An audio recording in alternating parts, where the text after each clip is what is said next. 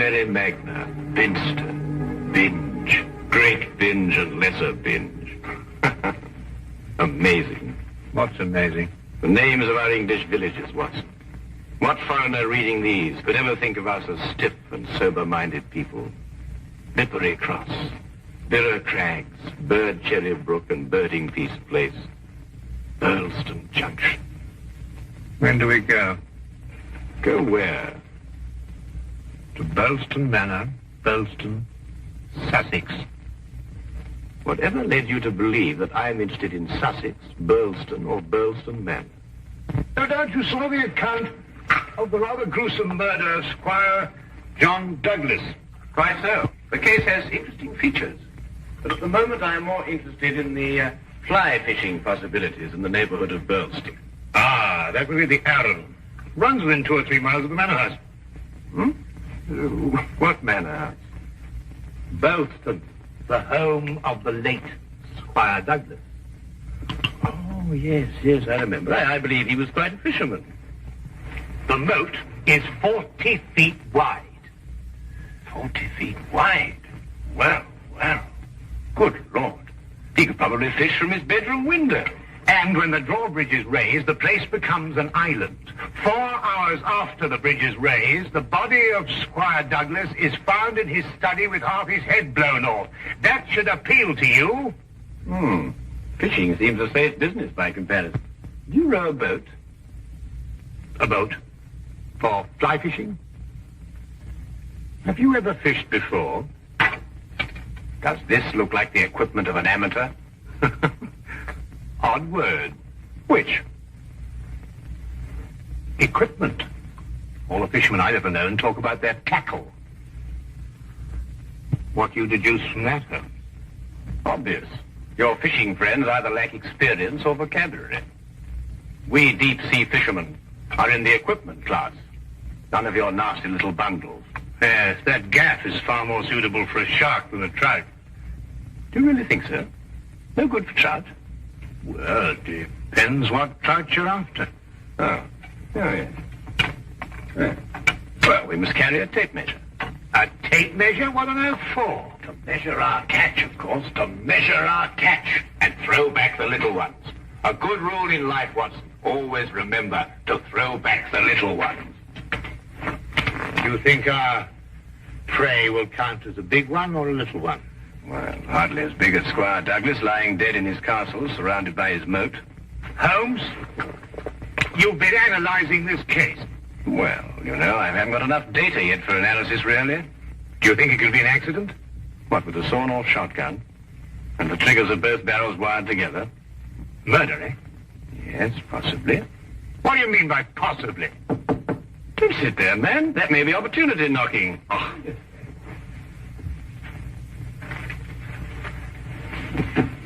Come in.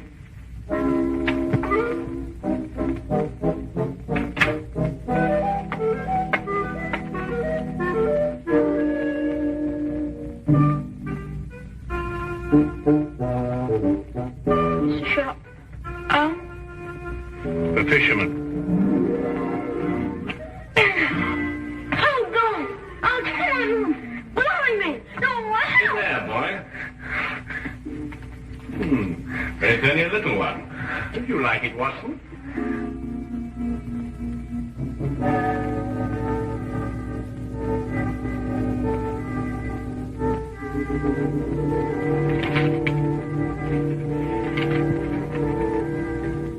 Would appreciate your view. Intriguing affair.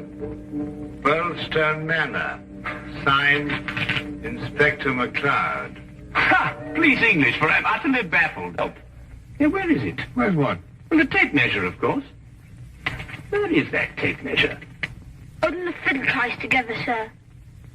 Fiddle? Violin case, boy. Oh, tell me, Watson, how are we off for trains? Trains? Ah, yes. Now, let me see. Burlston. Yes, now, that would be the West Sussex Littlehampton Bognor line. Now, there's a 10:15. Now, that doesn't stop. Of course, it's a 12:3. That get us in at 4:2 or 4:7. I say, I'd forgotten, actually. You say you can't remember whether it's 42 or 47. Come, Watson, you're slipping. Blimey. Does it keep all the times his head? Where else, of course? We are a nation of railway pioneers, my boy. Like a great many Englishmen before him, Dr. Watson restricts his reading to the Bible, the Times, and Bradshaw's Railway Guide to the British Isles. Here, boy. Man and Mark's hares, that's what you two are.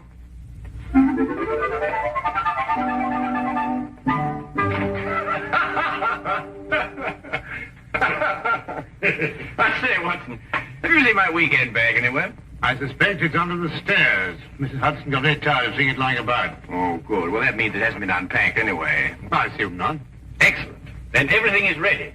Oh, be a good fellow, would you, and dig out that bag and put it in the cab along with that tackle. Why? Aren't you going to be here? I have a little reading to do. Pick me up at the British Museum Library, say half an hour before the train leaves. Now, look here, Holmes, this is no time to go reading. You'll miss the train. I cannot vouch for the punctuality of Dr. Watson or the reliability of the company's steam engines, but I, for one, propose to be at Burleston Halt at 4:02 p.m. precisely.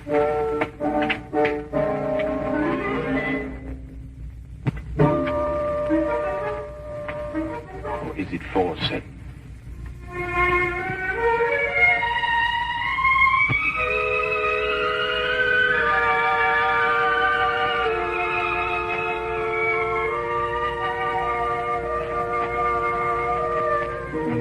It was a nice piece of work, if I say so myself. The entire story hung on a spider's thread. A spider's thread? Exactly. Sounds interesting, Inspector. Now perhaps you'll start at the beginning. Simply stated, the castle, as you see, has a moat. And when it's up, as it was at the time of the murder, it's a sealed fortress. Who was in the castle at the time of the crime? The murdered man's wife, Mrs. Douglas, and a foreign friend, John Morell. Just those two?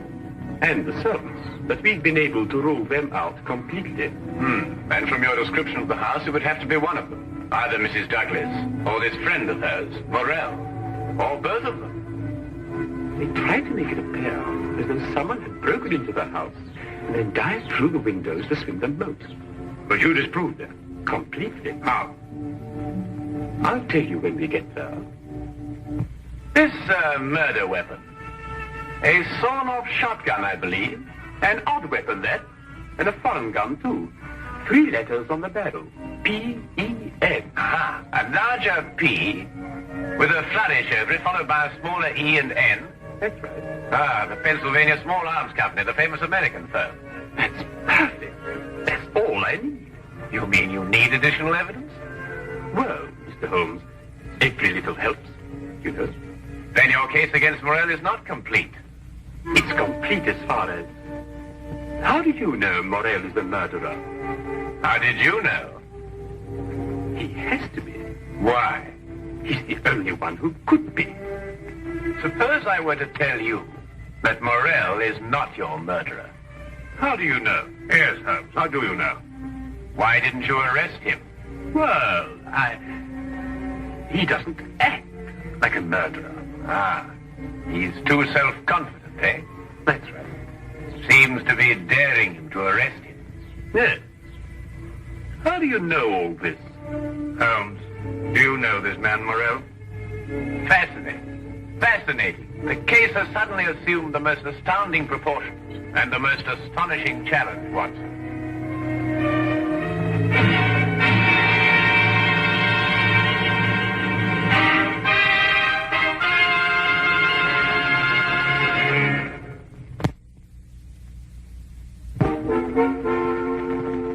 And now we return to the case of the Pennsylvania Gun. Specimen of the period. Yes, it is lovely, isn't it? What did you mean, Mr. Holmes? Nothing. I just think it's a lovely building. No, I mean when you said that Morell didn't murder Mr. Douglas. Oh, that. Yes, what did you mean? How do you know he didn't do it? Well, if he didn't do it, she did. You're jumping again, McLeod. You're jumping. But it has to be one or the other. Does it really? What's he talking about? Well, then you know. No, I don't know. If two people are in a sealed house with a murdered man, one of them has to be a murderer. That's common sense. Ah, but is it logical? What do you mean, is it logical? I don't know, but Holmes says that all the time. I was hoping you might be able to tell me.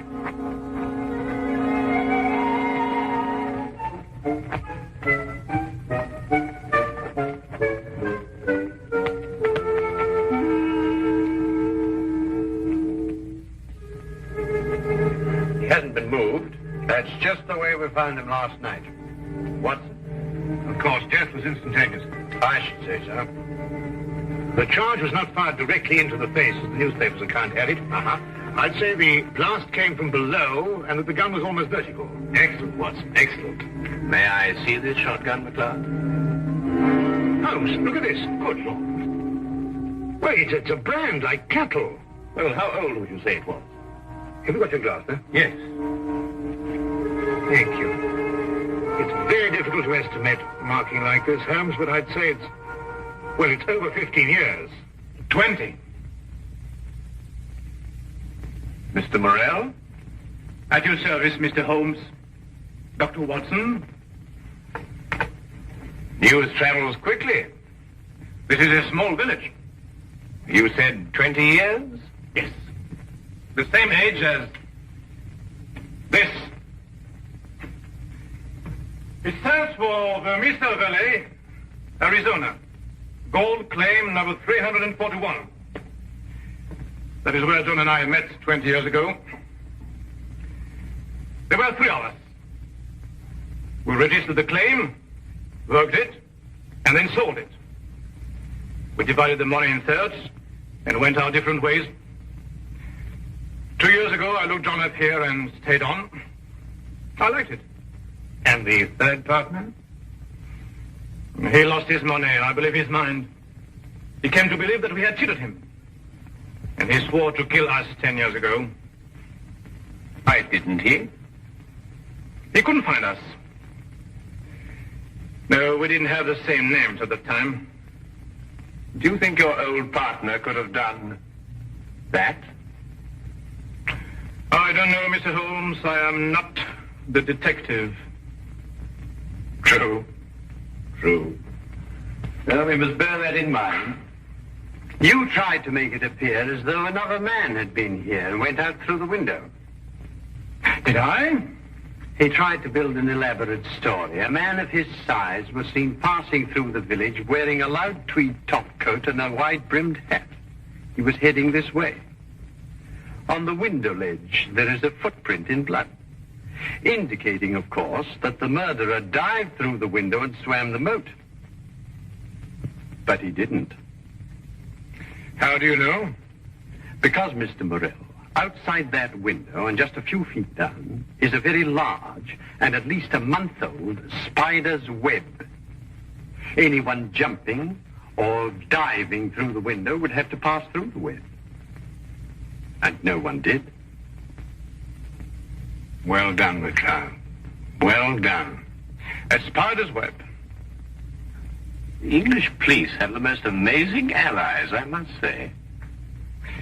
Now that you have made your deductions, Mr. MacLeod, exactly what do they mean to me? For the moment, nothing. But I suggest you do not leave the castle grounds. And if I try to live?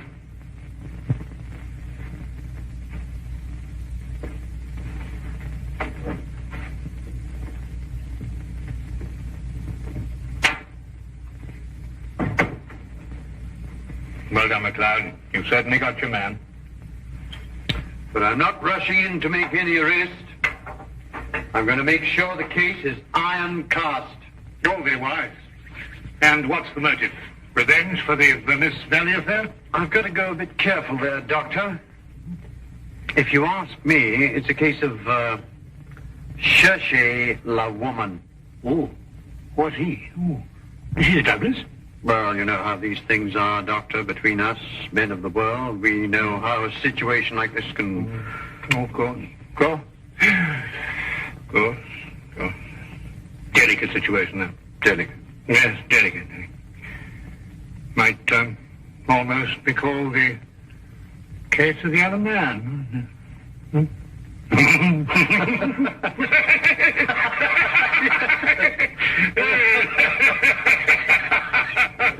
The other dumbbell. Who? Not who, what. What? That's right, what. What are you talking about? That. There's only one dumbbell. One dumbbell. That's right. Well, There's only one dumbbell, Watson. I know. That's it over there. Yes, where's the other one? Well, I don't know. I've only just come here. Do you know where the other one is? What difference does it make? Well, that's right, yes. What difference does it make? Maybe there is only one dumbbell. One dumbbell? But they come in twos. Perhaps he only had one. Watson, do you mean to tell me that you can stand there, surrounded by all these athletic trophies, and suggest to me that such a man would only use one dumbbell? Well, what difference does it make? Yes, what difference does it make? Well, if you two are convinced that you can solve the case with the aid of a convenient spider, I'm going fishing. You're what? Oh, he's going fishing. He's brought his tackle. Why? To catch fish. Then I take it you're satisfied with my analysis of the crime. Find the dumbbell. Hang the dumbbell. You can't hang him until you find him. Who? The man who took the dumbbell.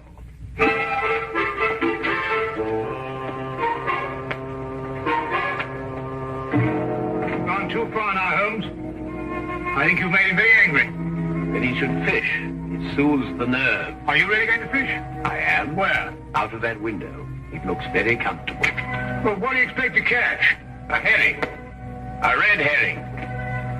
I have the tape measure, Watson. To measure a red herring? To measure the big red herrings. The little ones I plan to throw back. Holmes, you're up to something. I am. What? Would you like to help? Of course. Well, look. Take the good inspector down to the local pub and keep him there for at least an hour. While you fish for red herring? At the moment, I'm fishing for bait. I don't know what you're talking about, but I'll do it. Good. Remember, 1 hour. I may enjoy myself in the local and stay too.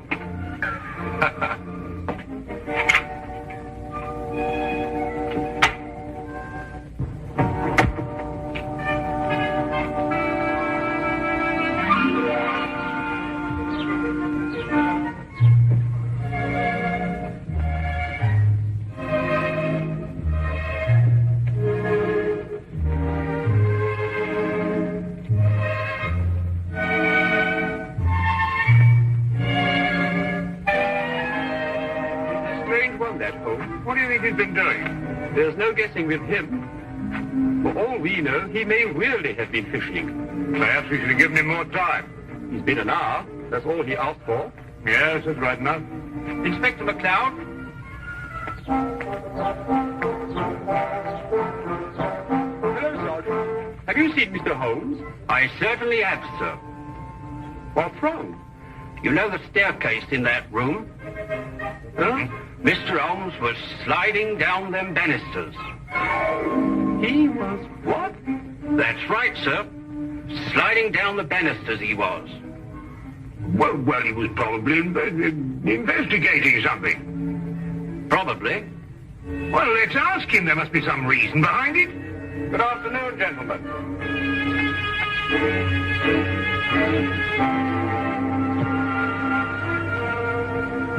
Go on. Ask him. Ask me what? Well? What have you been doing while we were away? Well, first I fished, No. and then I slid down the banisters. I told you. Why? Why not? Well, And you, Inspector McLeod, are going to drain the moat. I'm going to what? Drain the moat. Empty it right down to the bottom. I can't do that. That's a major engineering job. Don't you realize that's a real river that runs round the house? Well, in that case, don't drain the moat, but tell everyone you're going to. And then what? Then we'll all meet back here in an hour's time. And see if we can find somebody pulling something out of the moat. Exactly. What? Red herrings. As mad as a March hare.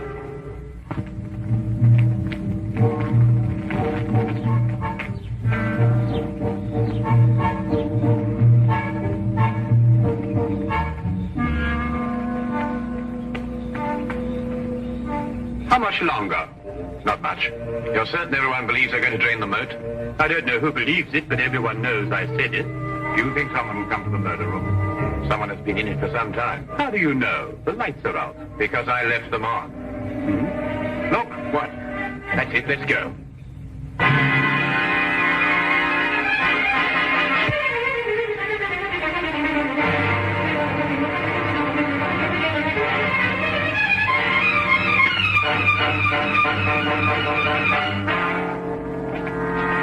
Oh, excuse me. What are you using for bait?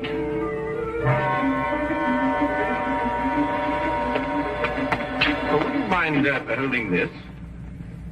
Thank you. What clothes did you say the stranger was wearing, McLeod? A loud tweed topcoat and a wide-brimmed hat. Like these?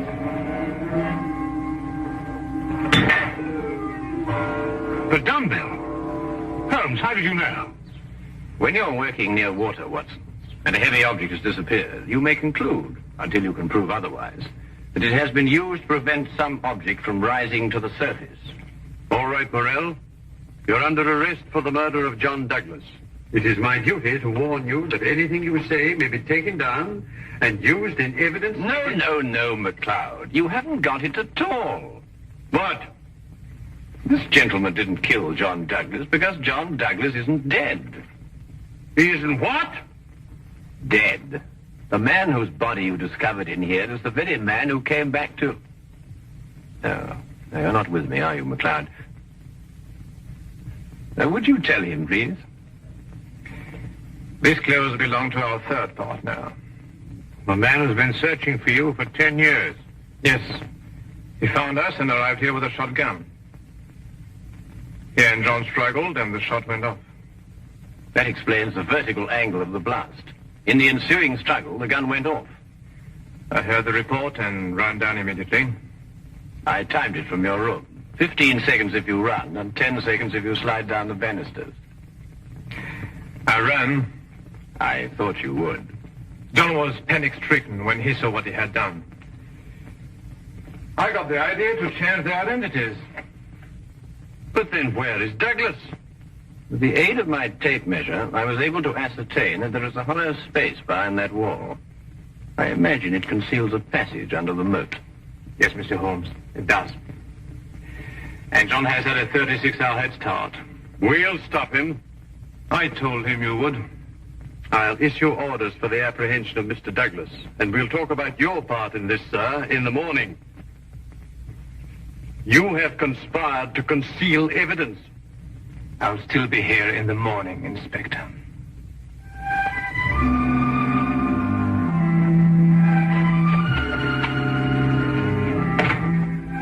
A very brilliant piece of deductions, Mr. Holmes. An excellent application of applied psychology. I haven't been tricked many times in my life. You must remember that the next time you become involved with murder. And you can now continue your fishing in a more normal manner. Fishing? No, I don't care for it, really. Unless it's deep sea, of course. Yes. But in the absence of an ocean in the immediate vicinity, I think we'd better start back to Baker Street immediately. Well, now, there's a 9:13 or a 10:23. The 10:23 will hold us on the Tunbridge quite a while.